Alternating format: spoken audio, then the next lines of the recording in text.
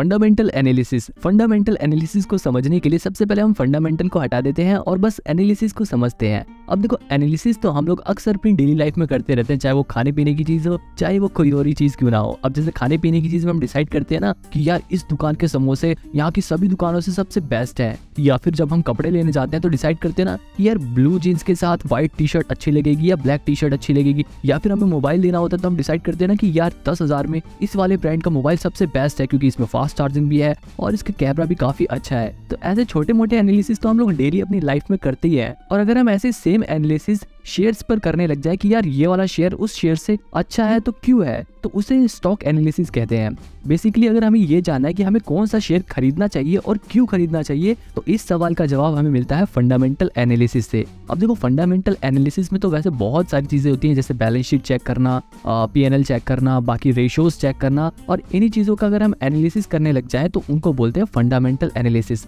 आप इन्वेस्टमेंट करने के लिए जो भी ऐप यूज करते हैं उसमें आप किसी भी शेयर के नीचे ये छोटा सा पोर्शन देखते हैं ना, इनमें जो ये रेशियोज दी हुई हैं, इनमें जो ये पॉइंट्स दिए हुए हैं, अगर हम इन्हीं को एनालाइज करने लग जाएं तो उसी को बोलते हैं फंडामेंटल एनालिसिस। अब ऐसा नहीं है कि देखो फंडामेंटल एनालिसिस सिर्फ वही कर सकता है जो पढ़ा लिखा हो। फंडामेंटल एनालिसिस करने के लिए बस आपको इसका कॉन्सेप्ट क्लियर होना चाहिए, आपको ये पता होना चाहिए कि हमें किस चीज को देखना है। अब देखो, फंडामेंटल एनालिसिस में जैसे यहाँ पे पी रेशियो दे रखा है, हमें बस ये जानना है कि कौन सा पी रेशियो बेस्ट होता है। अगर आपको ये पता चल गया तो आप जैसे ही किसी भी शेयर का वो पी रेशियो देखोगे, आप फटाक से उस कंपनी के शेयर को चूज कर सकते हो।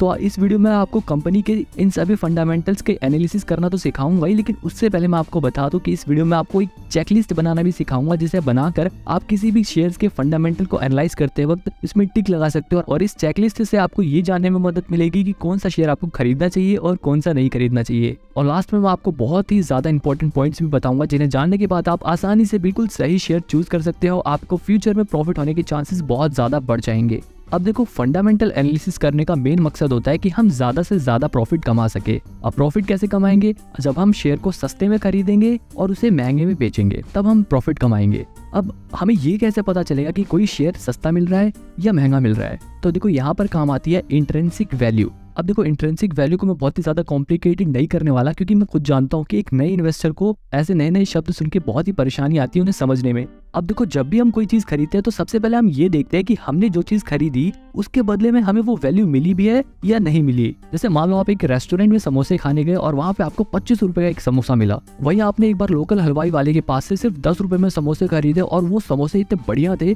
कि आपको लगा कि यार अगर वो समोसे के बदले 20 रुपए भी ले लेता ना, तब भी उसकी वैल्यू ज्यादा होती। अब यहाँ पर देखो, आपने उसके प्राइस के बदले उसकी वैल्यू को कंपेयर किया और उसे एक फेयर वैल्यू दी। ऐसे ही एक रियल एस्टेट का एग्जांपल है। मान लो 2 प्रॉपर्टीज हैं और दोनों का प्राइस 1-1 करोड़ रुपए है, लेकिन जो पहली वाली प्रॉपर्टी है उसकी लोकेशन ऐसी जगह पर है जहाँ पर ही पास में स्कूल है, हॉस्पिटल है, मेट्रो स्टेशन है, पार्क है। लेकिन जो दूसरी प्रॉपर्टी है उसके पास में ना ही अच्छा स्कूल है, ना ही मेट्रो स्टेशन है, हालांकि वहाँ पे एक मॉल है। अब यहाँ पर अगर हम वैल्यू को कंपेयर करें तो पहली वाली प्रॉपर्टी के पास ज्यादा वैल्यू मिल रही थी, उसके प्राइस के हिसाब से उसकी जो वैल्यू है वो मैच कर रही है। लेकिन जो दूसरी प्रॉपर्टी है उसका प्राइस भी 1 करोड़ है, लेकिन उसकी जो वैल्यू है वो उसके प्राइस के हिसाब से काफी कम है। ऐसे ही बिल्कुल शेयर्स के साथ भी होता है। मान लो 2 शेयर्स हैं और दोनों की जो फेयर वैल्यू है वो 100 रुपए है, और जो पहले वाला शेयर है वो 100 रुपए का ही मिल रहा है, लेकिन जो दूसरा वाला शेयर है वो 150 रुपए का मिल रहा है, क्योंकि मार्केट उसको ज्यादा भाव दे रही है। हालांकि दोनों की फेयर वैल्यू 100 रुपए है, लेकिन जो दूसरा शेयर है वो ओवर वैल्यूड है, उसका भाव काफी ज्यादा है। तो ऐसे सिचुएशन में आप कौन सा शेयर खरीदोगे? एक ओवर वैल्यूड शेयर खरीदोगे या एक शेयर जो अपनी फेयर वैल्यू पे है? ऑब्वियसली जो शेयर अपनी फेयर वैल्यू पे है आप वही शेयर खरीदोगे। तो इंट्रिंसिक वैल्यू यही जानने में हेल्प करती है कि कौन सा शेयर फेयर वैल्यू पे है और कौन सा शेयर ओवर वैल्यूड पे है। इंट्रिंसिक वैल्यू हमें ये बताने में हेल्प करती है कि कौन सा शेयर हमें सस्ते दाम पे मिल रहा है, कौन सा महंगे दाम पर मिल रहा है। अब ये इंट्रिंसिक वैल्यू चेक कैसे करते हैं, सवाल ये उठता है। तो देखो, इंट्रिंसिक वैल्यू चेक करना बहुत ही आसान है। आप किसी भी शेयर की वैल्यू एक क्लिक में चेक कर सकते हो। मैं आपको वीडियो के लास्ट में बताऊंगा कि इंट्रिंसिक वैल्यू कैसे चेक करते हैं, बिल्कुल आसान है। लेकिन उससे पहले हम बाकी जरूरी चीजों को भी जान लेते हैं। अब देखो, फंडामेंटल एनालिसिस में जो दूसरी चीज आती है वो होती है मार्केट कैप। अब मार्केट कैप का मतलब क्या होता है? अब देखो, सबसे सरल भाषा में बताऊं तो यहाँ पे देखो, मार्केट कैप जो लिखा हुआ है ना, इसका मतलब ये है कि अगर आपको ये पूरी कंपनी खरीदनी है तो आपको कितने रुपए देने होंगे।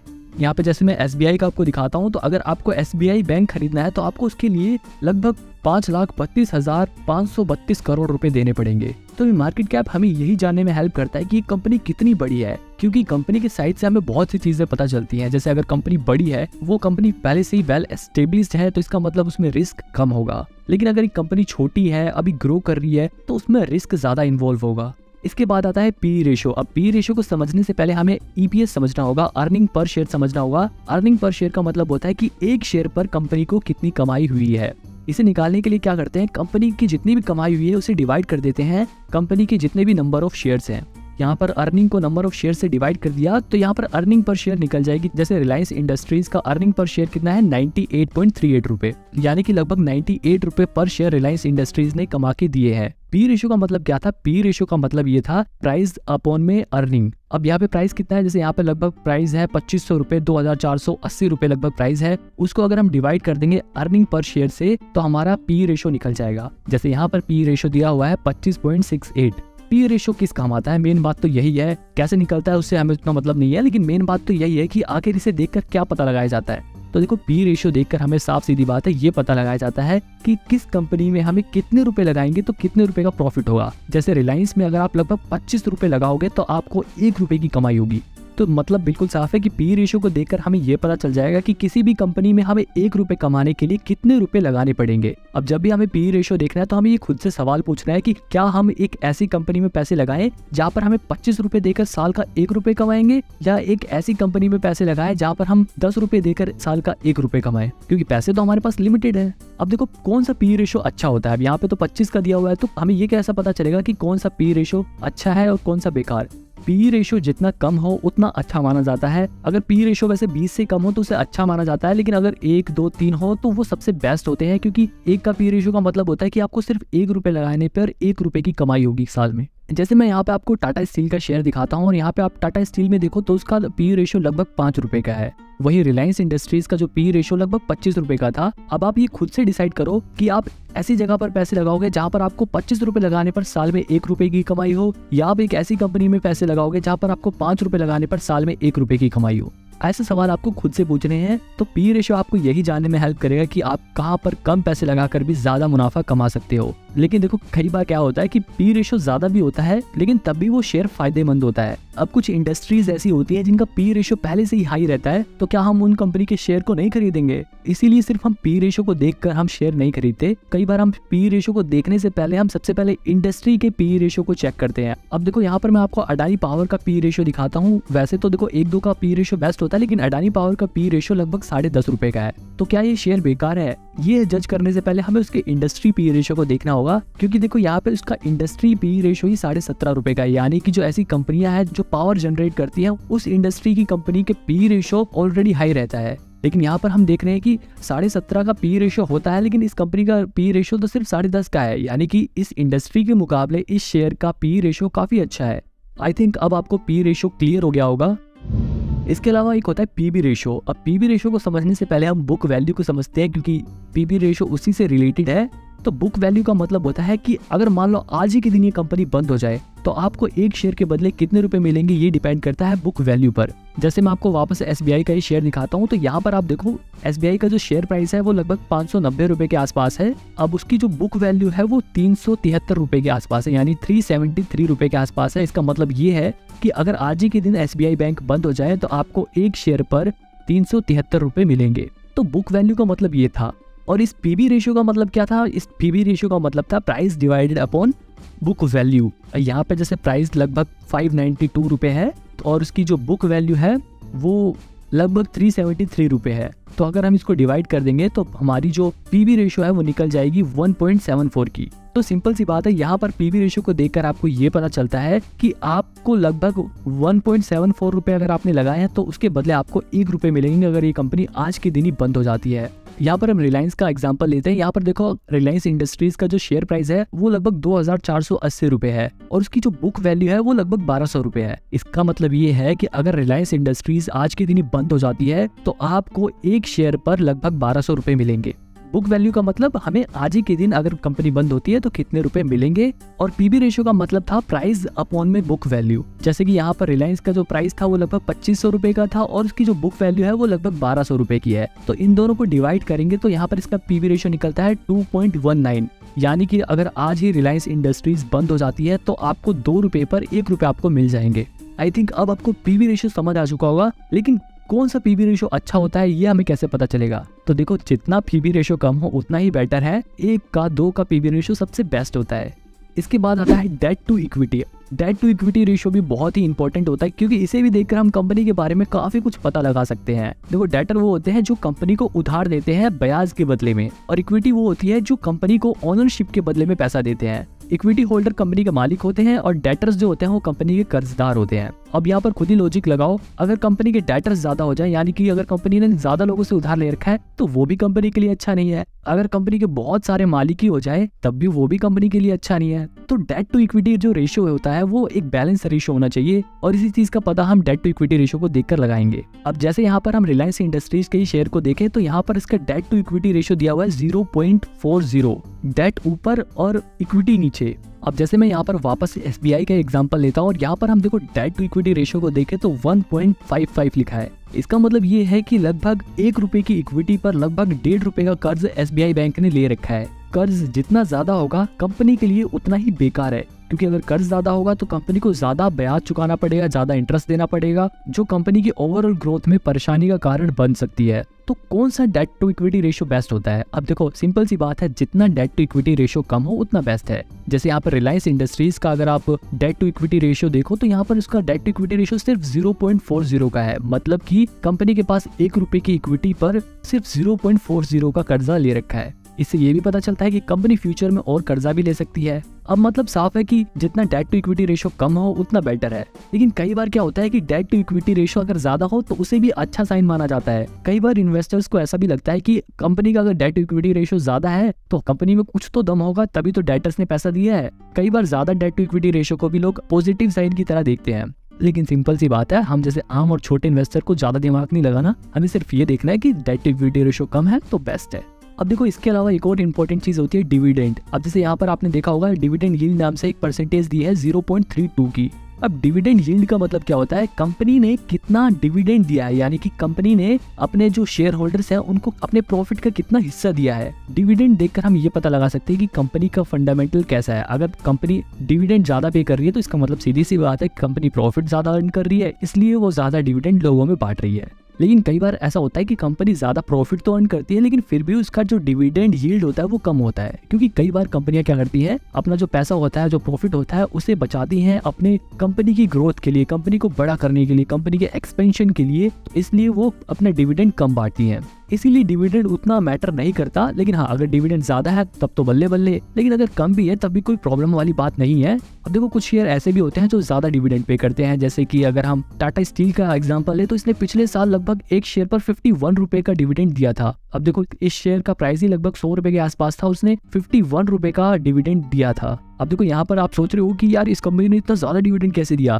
अब देखो, ऐसी जो कंपनियां होती हैं, टाटा स्टील जैसी जो कंपनियां होती हैं, इंडियन ऑयल जैसी कंपनियां जो होती हैं, वो पहले से ही एक्सपेंड हो चुकी हैं। अब उनको और एक्सपेंशन की जरूरत नहीं है और बड़ा करने की जरूरत नहीं है अपनी कंपनी को, इसलिए अब वो अपने प्रॉफिट को डिस्ट्रीब्यूट करना ही बेहतर समझती है। हालांकि उन्होंने अपने एक्सपेंस के लिए, अपने ग्रोथ के लिए प्रॉपर अमाउंट बचा के रखा होगा। ऐसा नहीं है कि उन्होंने सारा पैसा लुटाई दिया, उन्होंने अपने पास कुछ पैसा जरूर बचा के रखा होगा। तो ये कुछ रेशोज थी। इसके अलावा आप डोमेस्टिक इंस्टीट्यूशन और फॉरेन इंस्टीट्यूशनल इन्वेस्टर्स को देखकर भी कंपनी के शेयर्स के बारे में काफी कुछ पता लगा सकते हो। जैसे कि अगर किसी भी कंपनी के शेयर होल्डिंग पैटर्न में डोमेस्टिक इंस्टीट्यूशंस का या फिर फॉरेन इन्वेस्टर्स का शेयर होल्डिंग परसेंटेज ज्यादा है, तो यहाँ पर आप ये अंदाजा लगा सकते हो कि शायद वो कंपनी फ्यूचर में ग्रो करेगी, या उस कंपनी में दम है तभी उस कंपनी में फॉरेन इन्वेस्टर्स और डोमेस्टिक इंस्टीट्यूशंस इन्वेस्ट कर रहे हैं। क्योंकि जो ये डोमेस्टिक इंस्टीट्यूशंस होते हैं या फॉरेन इन्वेस्टर्स होते हैं, वो प्रोफेशनल लोग होते हैं, वो प्रोफेशनल इंस्टीट्यूशन होते हैं जिनका काम ही इन्वेस्टमेंट करने का है। तो वो लोग इस काम में एक्सपर्ट होते हैं और वो लोग कंपनी को बहुत डीपली रिसर्च करने के बाद किसी भी कंपनी में पैसे लगाते हैं। तो किसी भी कंपनी में अगर डोमेस्टिक इंस्टीट्यूशन या फिर फॉरेन इन्वेस्टर की शेयर होल्डिंग परसेंटेज ज्यादा है तो उस कंपनी के शेयर प्राइसेस फ्यूचर में बढ़ने के चांसेस ज्यादा होते हैं।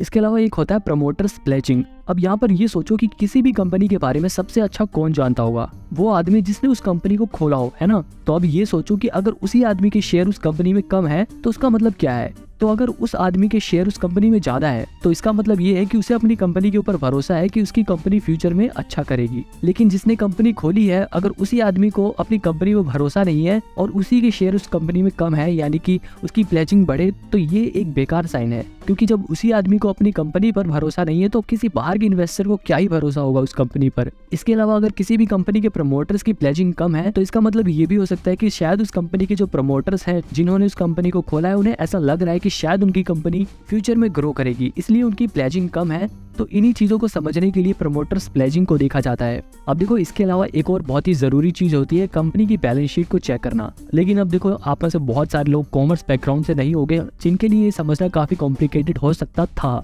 लेकिन मैं आपको बहुत ही आसान तरीके से बताऊंगा और सिर्फ जरूरी चीजें आपको बताऊंगा। देखो, चाहे कोई भी कंपनी हो, वो कुछ ना कुछ बेचती है, चाहे वो सर्विस हो या प्रोडक्ट हो। तो उसे बेचने से उसकी जो सेल्स होती है, यानी कि जो उससे रेवेन्यू होती है, जो उसकी कमाई होती है, उसको बोलते हैं टॉप लाइन।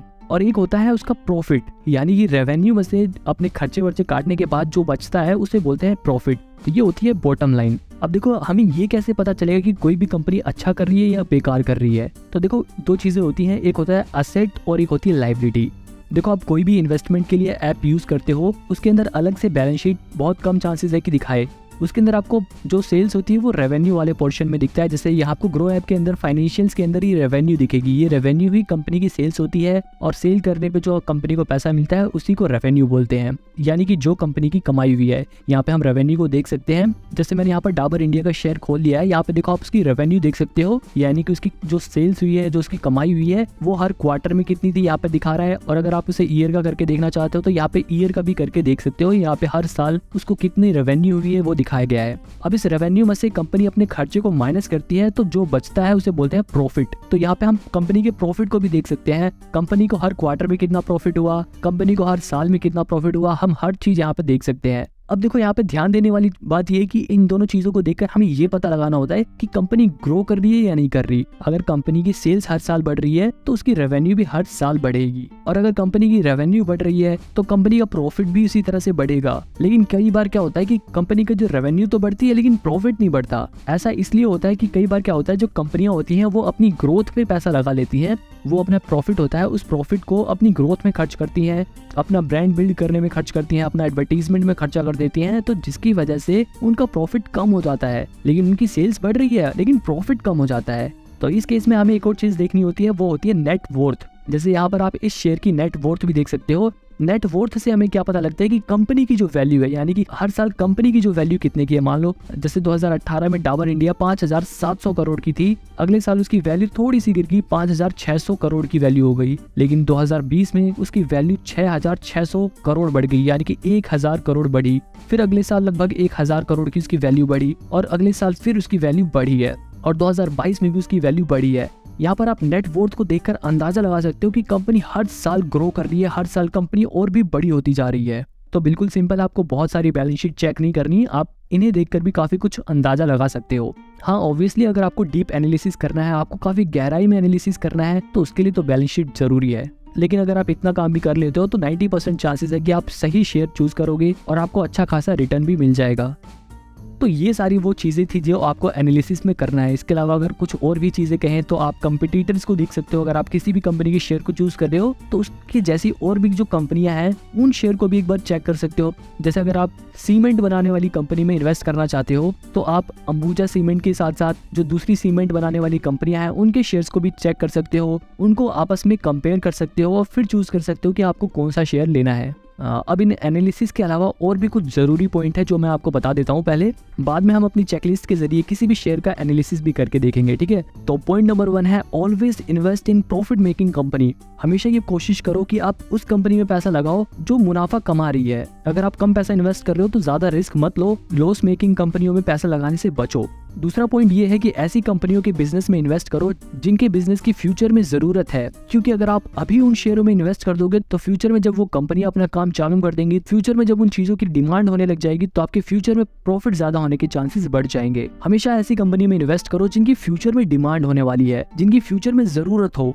अब ये आपको खुद से पता लगाना है। जैसे एग्जांपल के तौर पर एक कंपनी है कोल इंडिया, जो कि फंडामेंटली ठीक ठाक है। अब कोल इंडिया क्या करती है, वो कोयला निकालती है। अभी के हिसाब से तो वो कंपनी ठीक है, लेकिन फ्यूचर के प्रोस्पेक्टिव से ये कंपनी बेकार है, क्योंकि फ्यूचर में कोयले को एनर्जी के सोर्स की तरह कम इस्तेमाल किया जाएगा। इसकी जगह इस्तेमाल की जाएगी ग्रीन एनर्जी। तो आपको ऐसे शेयर पे फोकस करना है जो ग्रीन एनर्जी प्रोड्यूस करने में लगे हुए हैं। और जैसे कि आप अडानी ग्रीन के शेयर का एग्जांपल ले सकते हो। इस शेयर का प्राइस इतना ज्यादा क्यों बढ़ रहा है, क्योंकि इस कंपनी की फ्यूचर में डिमांड होने वाली है, इसीलिए इस कंपनी का प्राइस बढ़ रखा है। ऐसे ही आपने सुना होगा कि टेस्ला का भी शेयर प्राइस काफी ज्यादा हाई है, क्योंकि ऐसी चीजों की नीड फ्यूचर में है, इसीलिए ऐसे शेयर्स का प्राइस बढ़ रखा है। तो हमेशा ऐसी कंपनी में इन्वेस्ट करो जिसकी जरूरत फ्यूचर में हो। तीसरा पॉइंट ये है कि आप ऐसी कंपनियों में भी इन्वेस्ट कर सकते हो जिनकी मोनोपोली है, जैसे कि IRCTC। ये हमारी इंडियन रेलवे ही है। अब इंडिया में तो सिर्फ इंडियन रेलवे IRCTC ही कंट्रोल करती है। अब देखो, इंडियन रेलवे का तो इंडिया में और कोई कंपटीटर है ही नहीं, यानी कि इंडियन रेलवे की इस सेक्टर में मोनोपोली है, जो कि इन्वेस्टर्स के लिए बहुत ही अच्छी बात है। पॉइंट नंबर 4 भी इसी से मिलता जुलता है। ऐसी कंपनियों में इन्वेस्ट करने से बचो जिनके कॉम्पिटिटर बहुत ही तगड़े हैं। किसी भी कंपनी के जितने कम कॉम्पिटिटर हो उतना बढ़िया है। पॉइंट नंबर 5 है growth in profit and wealth. आप कभी भी किसी कंपनी के शेयर खरीदने से पहले ये देखो कि क्या वो कंपनी प्रॉफिट कमा रही है, और अगर वो कंपनी प्रॉफिट कमा रही है तो क्या उस कंपनी का प्रॉफिट धीरे धीरे हर साल बढ़ रहा है या नहीं बढ़ रहा, क्या उस कंपनी की वेल्थ धीरे धीरे बढ़ रही है या नहीं बढ़ रही, क्या वो कंपनी ग्रो कर रही है। इन्हीं चीजों को देखकर आपको ये पता चलेगा कि क्या वो कंपनी समय के साथ साथ बड़ी हो रही है या नहीं हो रही। पॉइंट नंबर 6 है पीयर कंपैरिजन। शेयर खरीदने से पहले आप पीयर कंपैरिजन करो। पीयर कंपैरिजन का मतलब है, सपोज करो एक सीमेंट बनाने वाली कंपनी है। अब ये देखो बाकी जो सीमेंट बनाने वाली कंपनियां हैं उनका प्राइस क्या है, क्या बाकी जो कंपनी है वो भी फंडामेंटली स्ट्रॉन्ग है या नहीं है, और फिर उन सभी एक जैसी कंपनियों को आपस में कंपेयर करने के बाद उनमें से बेस्ट चुनो। इसके अलावा पॉइंट नंबर 7 है एक्सेस टू न्यूज। हमेशा आपके पास लेटेस्ट न्यूज होनी चाहिए, क्योंकि न्यूज के जरिए हम अवेयर रहते हैं, और अगर हम अवेयर रहते हैं तो हम अपने रिस्क को कम कर सकते हैं और आने वाली अपॉर्चुनिटी का फायदा उठा सकते हैं। जैसे अडानी के शेयर्स गिरने वाले थे, जिन्होंने न्यूज देखी और वो अवेयर हो गए, वो पहले से ही उन्होंने अपने शेयर बेच दिए, जिसकी वजह से उनको लॉस कम हुआ। इसके अलावा एक आखिरी पॉइंट और है जो वैसे तो बहुत मामूली सा है, लेकिन ये बहुत ही इंपॉर्टेंट है। आपकी अपनी रिस्क कैपेसिटी क्या है। आप अपने आप को देखो कि आप कैसे इन्वेस्टर हो, क्या आप रिस्क उठा सकते हो या नहीं उठा सकते। अगर आप रिस्क नहीं लेना चाहते तो आप लार्ज कैप कंपनीज में इन्वेस्ट कर सकते हो, जहाँ पे रिस्क कम होता है, हालांकि प्रॉफिट भी थोड़ा कम होता है, लेकिन रिस्क बिल्कुल कम रहता है। तो अपने आप को पहचानो कि आप कैसे इन्वेस्टर हो, क्या आप एक रिस्क टेकर हो या नहीं हो। तो ये कुछ जरूरी पॉइंट्स थे जो आपको शेयर्स खरीदने में काफी हेल्प करेंगे। तो जैसा कि मैंने आपको वीडियो में बताया था कि अब हम एक चेकलिस्ट बनाना सीखेंगे, जिससे आपको शेयर को चूज करने में काफी मदद मिलेगी। तो ये चेकलिस्ट बनानी कैसे है ये मैं आपको बताता हूँ। आप कोई भी एक पेपर लो और जैसा मैं वीडियो में दिखा रहा हूँ आप वैसा वैसा कॉलम बनाते जाओ। तो एक बढ़िया चेकलिस्ट में आपको क्या करना है, सबसे ऊपर एक कॉलम बनाना है इंट्रिंसिक वैल्यू का, जिसमें आप शेयर की इंट्रिंसिक वैल्यू को कंपेयर करके टिक लगाओगे। अब ये कैसे करना है मैं आपको बताऊंगा, ये बड़ा ही आसान है, बिल्कुल टेंशन लेने की जरूरत नहीं है। दूसरा कॉलम बनाना है पी रेशो का। पी रेशो को मैंने जैसे बताया था कि जितना कम पी रेशो हो उतना बढ़िया है, लेकिन ये ध्यान रखना कि पी रेशो नेगेटिव में ना हो, क्योंकि नेगेटिव का मतलब होता है कि वो कंपनी लॉस में है। पी रेशो जितना कम हो, 1 का हो, 2 का हो तो बढ़िया है। इसके अलावा तीसरा कॉलम बनाना है हमें पीबी रेशो का। पीबी रेशो भी अगर 1 और 2 से कम है तो आपके लिए बेस्ट रहेगा। इसके अलावा फोर्थ कॉलम बनाना है आपको डेट टू इक्विटी रेशो का, जिसमें हम शेयर्स की डेट टू इक्विटी रेशो को चेक करेंगे। अब डेट टू इक्विटी रेशो में आपको क्या देखना है कि कंपनी के जो डेट टू इक्विटी रेशो है वो 1 या 2 से कम होनी चाहिए। मतलब जितना भी कंपनी ने इक्विटी होल्डर से पैसा ले रखा है उतना ही कंपनी डेटर से भी पैसा ले सकती है या उससे डबल ले सकती है, लेकिन अगर डबल से ज्यादा पैसे अगर डेटर से ले रखे हैं तो आपको ऐसी कंपनियों से बचना है,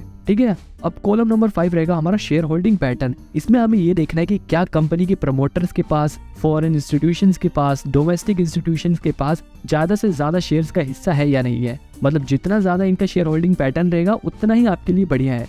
6th कॉलम हमारा रहेगा रेवेन्यू का, जिसमें हम ये देखेंगे कि क्या कंपनी प्रॉफिट कमा रही है, और अगर प्रॉफिट कमा रही है तो क्या उसका प्रॉफिट हर साल धीरे धीरे बढ़ रहा है या नहीं बढ़ रहा। ये कुछ मेन कॉलम थे। इसके अलावा अगर आप अपने हिसाब से भी कुछ कॉलम ऐड करना चाहो तो आप उसे ऐड कर सकते हो।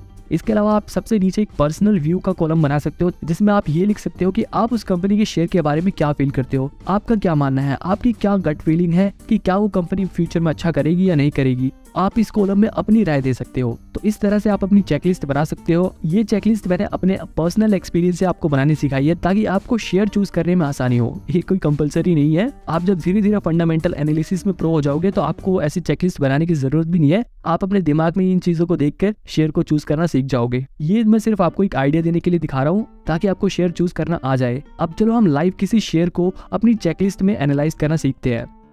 तो अब मैं आपको एक शेयर का लाइव फंडामेंटल एनालिसिस करके दिखाऊंगा अपनी चेकलिस्ट के जरिए।